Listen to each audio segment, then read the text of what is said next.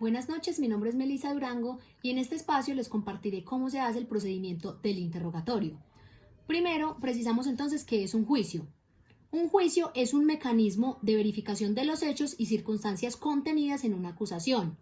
Esto se hace con el fin de reconstruir lo más cercano a la realidad. Tenemos entonces unas técnicas para esto.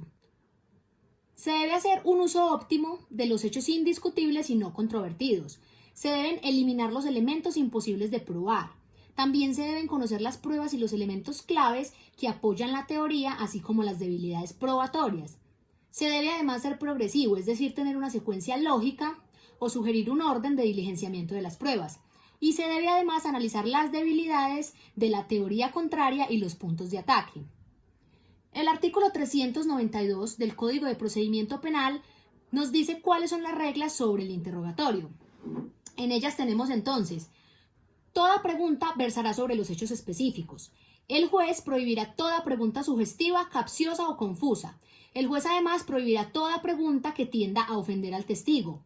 También podrá autorizar al testigo para consultar documentos necesarios que ayuden a su memoria. En este caso, durante el interrogatorio se permitirá a las demás partes el examen de los mismos. También excluirá toda pregunta que no sea pertinente. Y podrá intervenir a fin de que el interrogatorio sea leal y que las respuestas sean claras y precisas.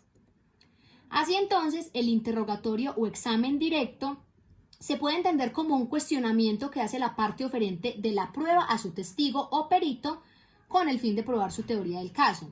Las preguntas realizadas en este interrogatorio serán abiertas, a excepción de algunos testigos. Y la estructura del interrogatorio podría ser la siguiente. Primero, la acreditación del testigo. Esta es la introducción del testigo o perito al juicio. Lo que se busca es que el juez conozca a grandes rasgos las características del testigo o del perito para que lo hagan confiable. También sirve como hilo conductor para llevar al testigo o al perito al tema del que se quiere hablar. Por ejemplo, en el caso de los peritos, lo que se busca es demostrarle al juez la experiencia y la pericia que tiene él sobre la materia. En segundo lugar, debe haber una relación con los hechos. En esta parte del interrogatorio, lo que se busca es hacerle saber al juez por qué debe creer en lo que dice el testigo.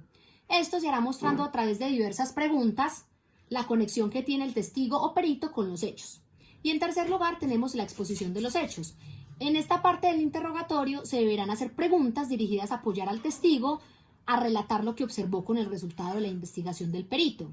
Esto con el fin de que el tribunal comprenda lo que sucedió. En esta parte o en esta etapa los interrogantes deben cubrir el tiempo y espacio. Además, el interrogatorio debe ser sencillo, claro y hablar de un solo hecho a la vez.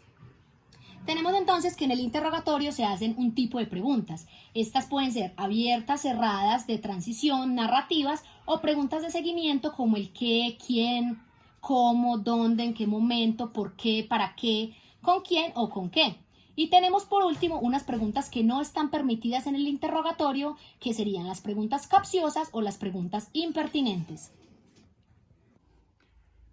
Mi nombre es Jesús David Flores Marín. Yo les voy a hablar sobre las reglas del contrainterrogatorio. Se deben de hacer observando las siguientes instrucciones: la finalidad del contrainterrogatorio, y para interrogar se debe tener en cuenta las preguntas que ya se le habían hecho al testigo. El contrainterrogatorio es un cuestionamiento que se le hace al testigo o perito presentado por la contraparte para poner a prueba su credibilidad o testimonio y así desacreditar la teoría del caso de la contraparte o reforzar la propia.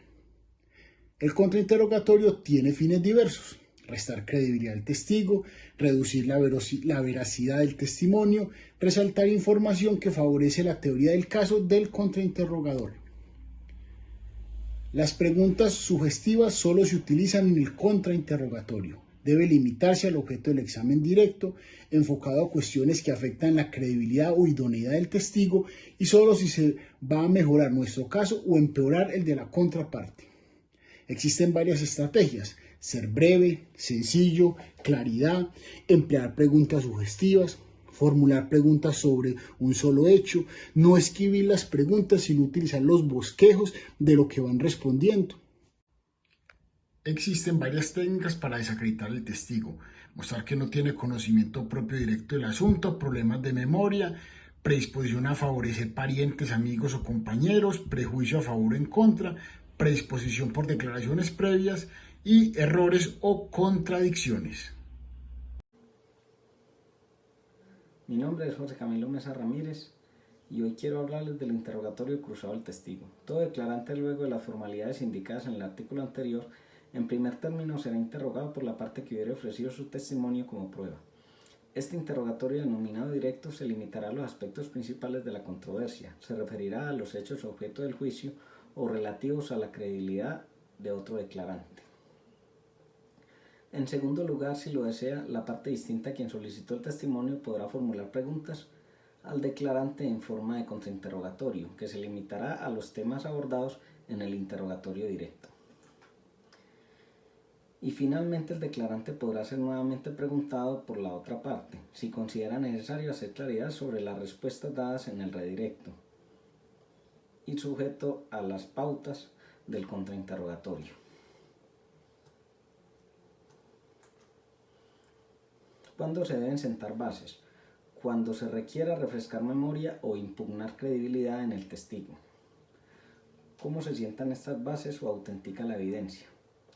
Simple, haciéndole dos preguntas al testigo, con base al documento sobre el cual se quieren sentar las bases, y es: ¿qué es eso y por qué lo reconoce?